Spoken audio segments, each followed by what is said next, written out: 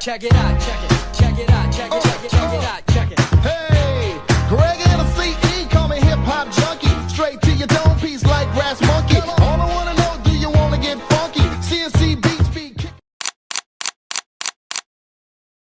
Imagine you're trying to bake a really beautiful high-end wedding cake. Okay, baking.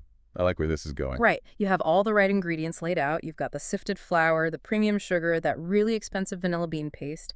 But as you start mixing the batter, you just decide to toss in your grocery store receipts. Gross. Yeah. And then you throw in the eggshells and maybe a couple of loose coins from your pocket just for good measure. You're just putting Right. a bunch of completely unrelated, messy things into the same bowl and hoping it somehow turns out to be a masterpiece. Which is a recipe for a complete disaster. I mean, there is absolutely no way you're separating those receipts from the batter once it's in the oven.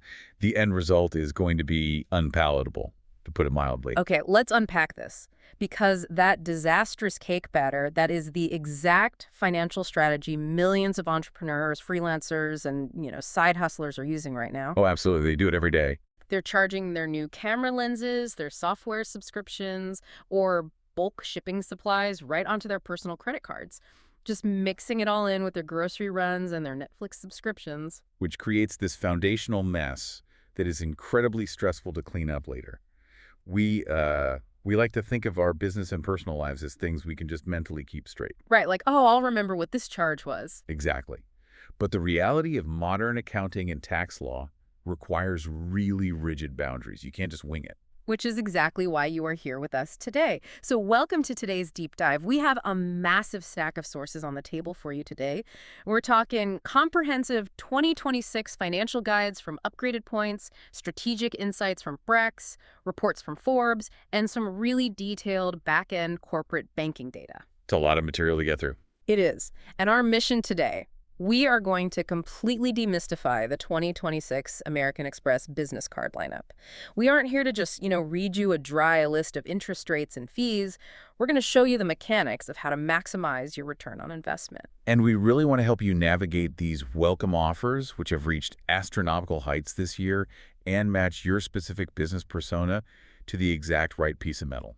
Because treating all business credit cards like they're identical financial instruments is a massive operational mistake. A huge mistake. I mean, a freelance graphic designer working from a laptop does not need the same capital structure as a logistics company that's spending like $100,000 a month on diesel fuel. Exactly. And we're looking at potential value on the table right now that is honestly staggering. According to our sources, we're seeing targeted welcome offers in 2026 climbing as high as 300,000 points. Yeah, that is not a typo. 300,000. It's wild. But before we even get into the American Express ecosystem, we have to address this massive trap that keeps so many people from even applying for these tools in the first place. You're talking about the pervasive myth of who actually qualifies to hold a business credit card. Yes. So many people assume you have to be a giant corporation. You might be listening to this while running a side gig. Maybe you sell handmade jewelry online, or you shoot weekend wedding photography, or you just do a little consulting on the side. Right, and you probably assume, well, I don't have a massive incorporated LLC, I don't have a board of directors, and I don't have an office building, so I definitely don't qualify for a premium business card. Exactly. Which is totally false. It is. It's a myth that artificially limits the growth of so many small ventures. The reality is actually much simpler. The IRS defines a business as any activity carried on with the reasonable expectation of earning a profit. So you don't need all the fancy paperwork. Nope. You do not need to be incorporated. You don't need an employer identification number or an EIN to get started. Sole proprietors, which, most freelancers and side giggers are by default, can apply for these cards using just their social security number and their personal home address.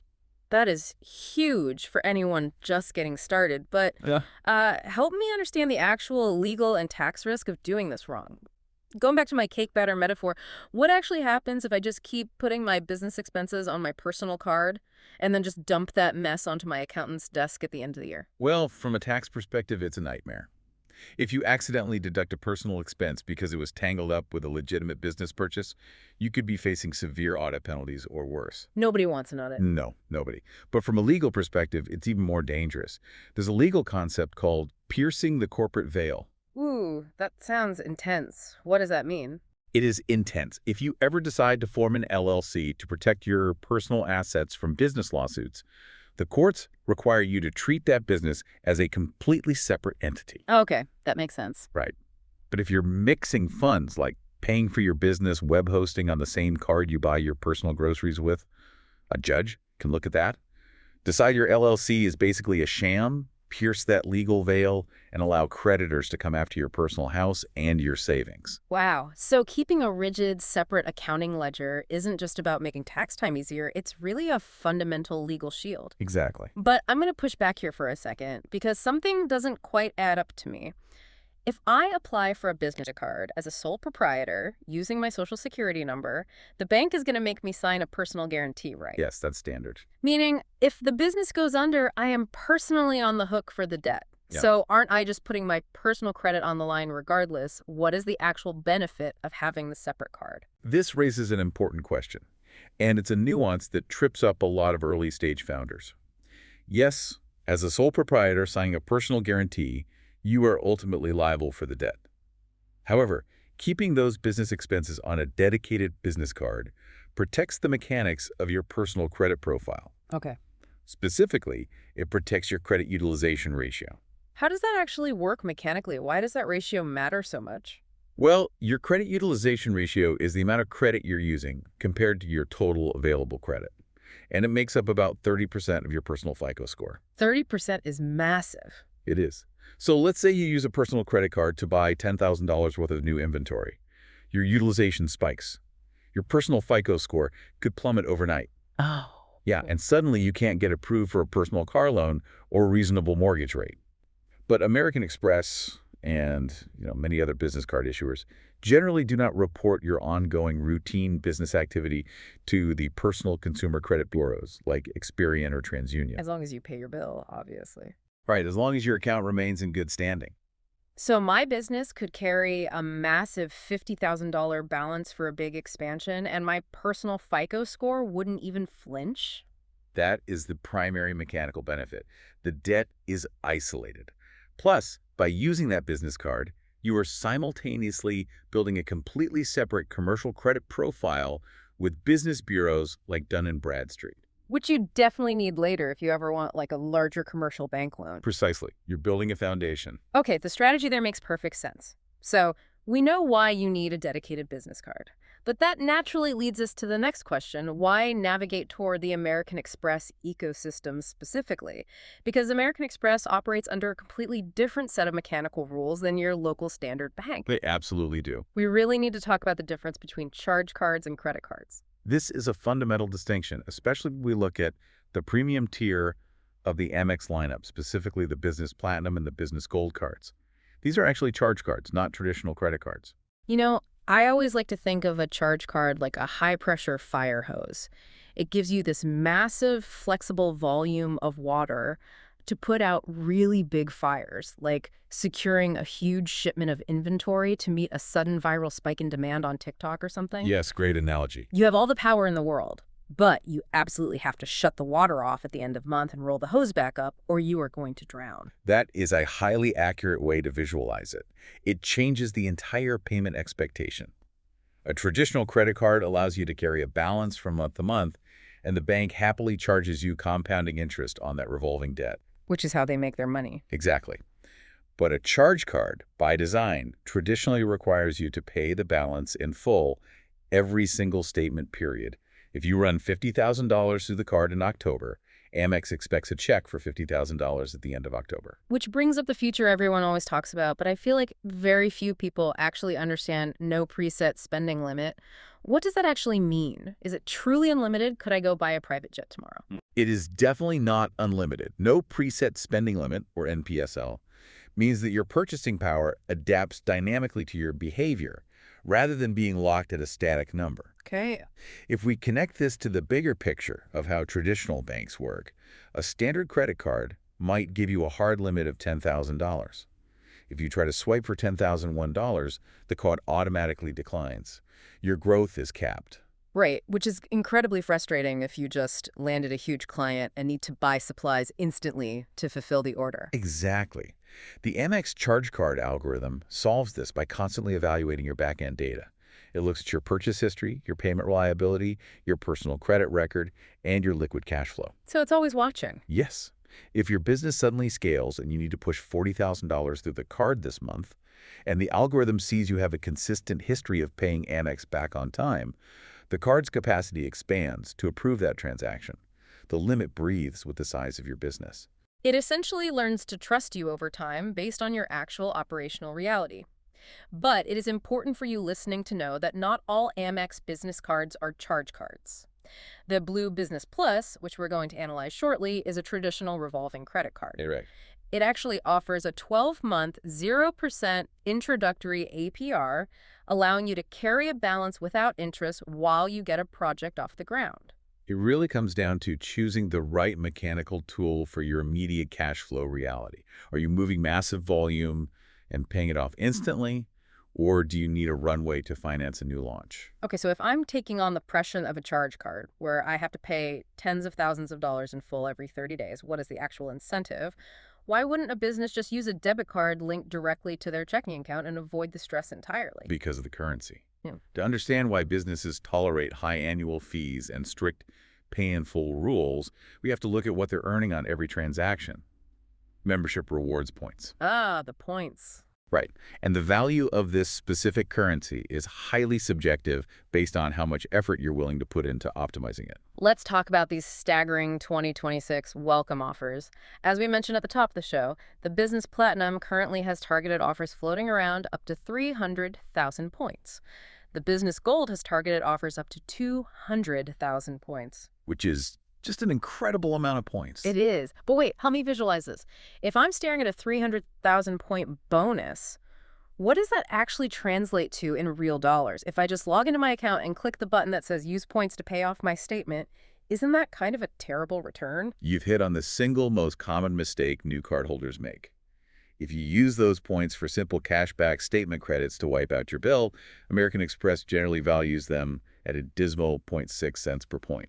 Yikes. So that massive 300,000 point bonus would only be worth about $1,800. Exactly. Which, honestly, I am not going to turn down at $1,800. But based on our sources, it feels like we are leaving a fortune on the table doing that. A massive fortune. If you simply shift your strategy and use those points to book flights directly through the Amex travel portal, the baseline value jumps to 1 cent per point. Now your bonus is worth $3,000. Okay, that's a big jump. It is. But the real secret, the specific mechanism that financial analysts and points experts use to extract disproportionate value, is transferring those points out of the Amex ecosystem entirely and into the loyalty programs of airline and hotel partners. Transfer partners. This is the golden ticket. But how does that arbitrage actually work for someone who has never done it? It requires a bit of legwork, but the payoff is immense. American Express allows you to move your membership rewards points at a 1-to-1 ratio directly into frequent flyer programs. We're talking Delta SkyMiles, Air France Flying Blue, or British Airways Executive Club. Okay, so I just move them over. Then what? When you do this, you completely bypass the retail cash price of an airline ticket. Instead, you're looking for what the airlines call award availability, which is a limited number of seats the airline releases that can only be booked with their specific miles. So, if I find a business class seat to Paris on Air France that costs, say, $4,000 in cash, Air France might also make that same seat available for just 80,000 Flying Blue miles. Exactly. I transfer 80,000 Amex points to Air France, book the seat, and suddenly I'm getting incredible value per point. That is the exact mechanism. And because of this arbitrage potential, the analysts at Upgraded Points value Amex membership rewards at an average of 2.2 cents per point when optimized through transfer partners. Okay, here is the real aha moment for you listening. At that 2.2 cents per point valuation, a 300,000 point welcome offer isn't an $1,800 statement credit. It is potentially $6,600 in premium travel value. It's life-changing travel. It is. That's a first-class ticket to Tokyo or multiple business-class flights to Europe, just as a reward for moving your normal mandatory operational expenses onto a specific piece of metal. It completely changes the calculus of the annual fee. When you understand the underlying value of the currency, the upfront cost of holding the card becomes an investment rather than an expense. Which brings us to the final and really the most crucial step of this deep dive. Knowing the immense value of these points, you have to match your unique business spending habits to the exact card designed to earn those points the fastest. Right. You can't just pick blindly. Nope. So we need to break down the big three Amex cards for 2026, categorized by specific business personas. Let's start with Persona 1, the luxury frequent traveler. This is the domain of the Amex Business Platinum. We cannot ignore the elephant in the room here. The Business Platinum carries a massive $895 annual fee. It's a big number. For a huge percentage of people, that number is an instant deal breaker. Why on earth would anyone pay almost $900 a year just for the privilege of holding a credit card? Because for the true road warrior, it is a pure ROI play. You have to look at the ledger. First, on the earnings side, you get 5x points on flights and prepaid hotels booked through Amex Travel. Wow, 5x. Yeah, if you are constantly flying for client meetings or site visits, those points compound incredibly fast. But the true justification for the fee is the operational benefits. Let's focus on the lounge access, because the reality of working in an airport terminal has changed drastically. It's so crowded now. Oh, it's terrible. But the Business Platinum grants access to the Global Lounge Collection that's over 1,550 airport lounges worldwide, including Amex's own highly coveted Centurion lounges and Delta Sky Clubs when you're flying Delta. That's a game changer. It is. If you're spending 20 hours a month in terminals, having guaranteed access to high-speed Wi-Fi, a quiet desk, complimentary hot food, and even a shower facility is invaluable for maintaining business productivity. It turns dead travel time into workable hours. And then there are the statement credits. It almost functions like a coupon book for modern businesses. You receive over $2,000 in potential annual statement credits across various categories. Yes, if you use them. Right. But I've always wondered, why does Amex offer credits for things like Dell Technologies or Indeed for hiring or Clear Plus to skip the security lines? What is their angle there? It's a brilliant strategy on Amex's part to build a sticky B2B ecosystem. They partner with these operational software and hardware providers to subsidize the very tools modern businesses already need to function. Oh, so they want to be indispensable. Exactly. They want Amex to be the central nervous system of your business.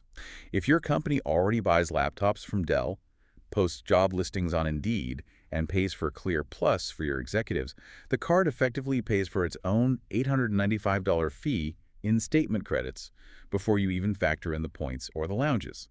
It's designed for the CEO who essentially lives out of a suitcase. But if you fly once a year, the Platinum is a complete waste of money. 100%.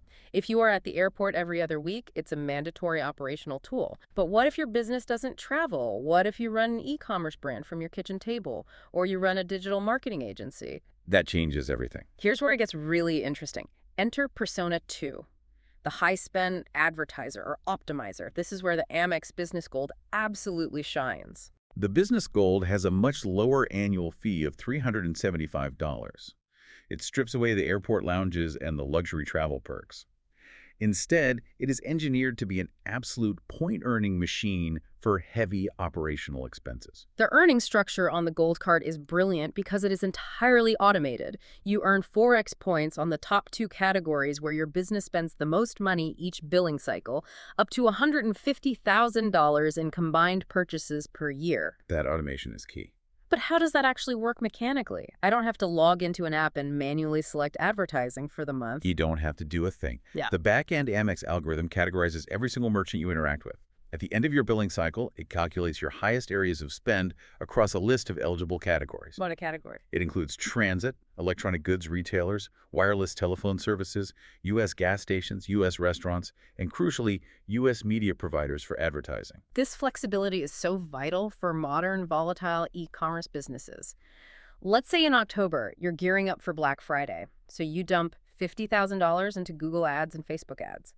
The Gold Card algorithm sees that data and automatically applies the 4x multiplier to that advertising spend. Yep, it just handles it. But then in November, your ad campaigns are over, and your biggest expense is suddenly shipping all those sold products out via FedEx. The algorithm automatically pivots, analyzes the new data, and gives you 4x points on shipping. It completely removes the cognitive load from the business owner. You don't have to predict the future. The card just optimizes the past. If you manage to max out that $150,000 cap at 4x points, you're earning 600,000 membership rewards points a year. Which, using our 2.2 cents transfer partner valuation, is over $13,000 in premium travel value. Just for paying for the ads and the shipping labels you already had to buy anyway, it is incredible leverage. It really is. But, maybe you don't spend anywhere near 150 grand a year. Maybe you're a lean solopreneur watching every single penny. That brings us to Persona 3, the simple maximizer. And the tool for this job is the Blue Business Plus.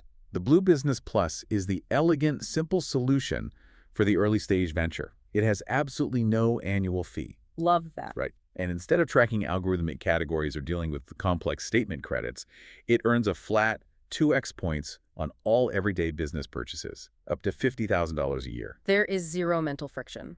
You take a client out for coffee, 2x points. You buy a new laptop, 2x points. You pay your monthly internet bill, 2x points. And as we discussed earlier, it's a traditional credit card that currently offers a 0% introductory APR for 12 months. For a new business, cash flow is oxygen. Huh. Being able to finance necessary new equipment or fund an initial marketing push over 12 months without paying a dime in interest while simultaneously earning 2x membership rewards points provides an incredibly powerful runway. It's like a safety net. Exactly. Yeah. It acts as a financial safety net while you work to get your operations off the ground and actually profitable. It really comes down to taking a hard look in the mirror and asking, how does my business actually function on a day-to-day basis?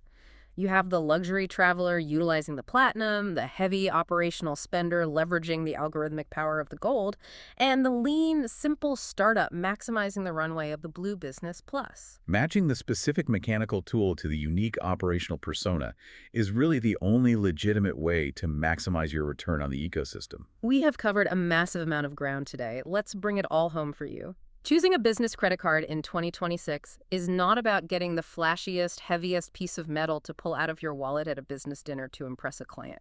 No, definitely not. It is a calculated ROI strategy. It's about safely separating your personal liability from your business using your SSN to protect your legal standing and your personal credit score.